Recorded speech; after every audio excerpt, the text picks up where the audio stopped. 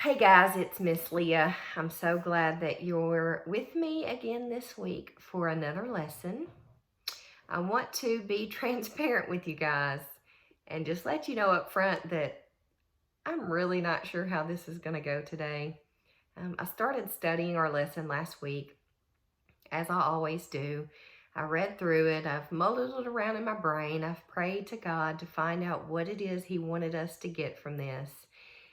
And it seems like I have hit a roadblock around every turn. Always my phone rings with something to do. Something comes up at work that I have to take care of. The kids need something. The dog starts barking in the middle of my video. It's been a struggle to say the least.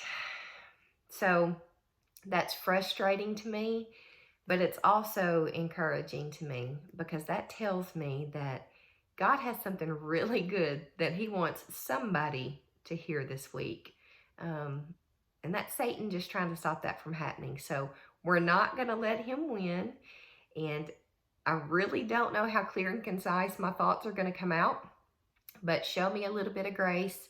And hopefully you can just pick even one little golden nugget of wisdom or happiness or whatever it takes that you can take away from this lesson.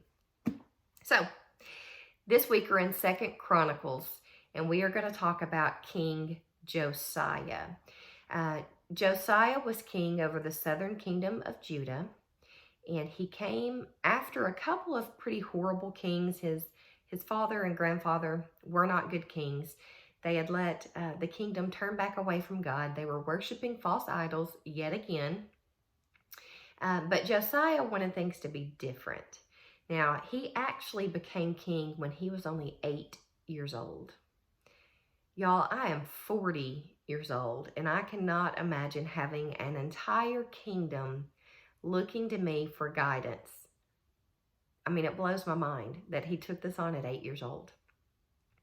So when he became a teenager, he decided that he wanted the kingdom to be more like that of when his great-grandfather Hezekiah was king. Hezekiah had gotten God's people back on track. They were not worshiping the false idols.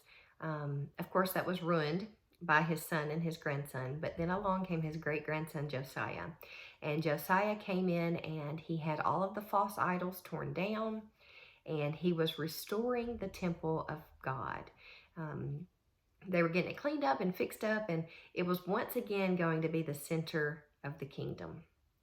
While they were doing this, a high priest came to him and said, "Look at what we found. It is the book of the law." So this was the law that God had sent down to his people to tell them how they should behave, the things they should do, the things they should not do. And when Josiah read these, his heart broke because he knew that God was going to be angry with them. They had not been following these laws. So he decided right then and there that this was going to be a new part of the kingdom. We are going to take these laws and we are going to follow them. So he gathered some people around the temple and he read the law to them. And the people that heard these laws agreed that they were going to do the same. They were going to turn back to God and do what God wanted them to do. 2nd Chronicles chapter 7 verse 14 says, "If my people who are called by my name will humble themselves and pray and seek my face and turn from their wicked ways, then I will hear from heaven and I will forgive their sin and will heal their land." So after this occurred, a prophetess came to Josiah with a word from God. And God told Josiah, "I will destroy the land of Judah because they have turned away from me and will not turn from their wicked ways. But you, Josiah, because you have seen the law, because you have read the law, and you are going to follow the law, you will be spared." So Josiah set an example for the people in his kingdom. I want you guys to set an example for the people in your lives. Whether you realize it or not, people look up to you. Someone out there looks up to you. It may be a younger sibling. It may be someone on your ball team. It may be someone older than you. It may be someone that you go to church with. Someone looks up to you.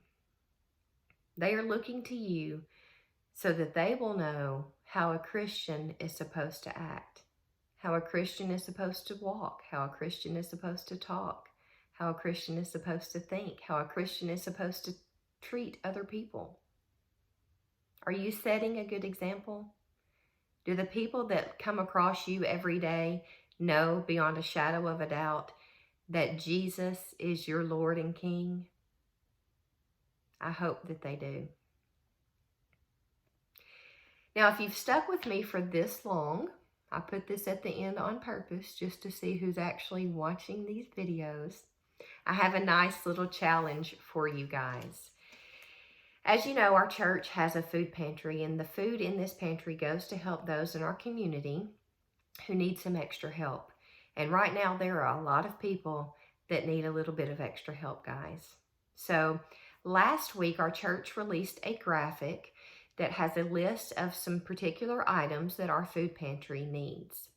Now, as you know, over the past couple of months when we've had pizza night, rather than bringing money, I've had you guys bring some food items to donate to the food pantry. So I kind of want to keep that going, okay?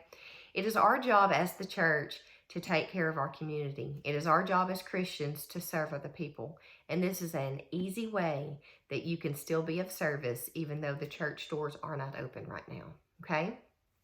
So here's where you guys come in. I want you to get that graphic. It can be found on our church's Facebook page or the church's website. And I want you to get at least one item from that list. All that is required is one. If you want to get more, that's even better. Now, get those items. You can send your parents into the store, use safe social distancing measures, or you can grab it from your pantry if mom says that's okay. And I want you to take a picture of yourself with the item that you're donating and send it to me. You can have your parents text it to me or email it to me. My information can be found on the church's website. Make sure your face is in that picture. I'm missing your faces and I need to see them. However, send those to me and then drop those items off at the church office. They're open Monday through Thursday from 8 a.m. to 4 p.m. If you need to make arrangements for a different time to drop things off, let me know. I can meet up with you and get those from you. But everyone who donates an item, I'm going to put their name in a drawing for a special prize. I don't know yet what the prize is going to be. I might come up with something. I might let you guys give me suggestions as long as you don't go crazy with your ideas. But anyway, for every item you donate, your name is going to go into a drawing, and we're going to have a drawing for a special prize. It's a great way that you can still help out your community. You can still show the love of Christ to those around you, and it's easy peasy.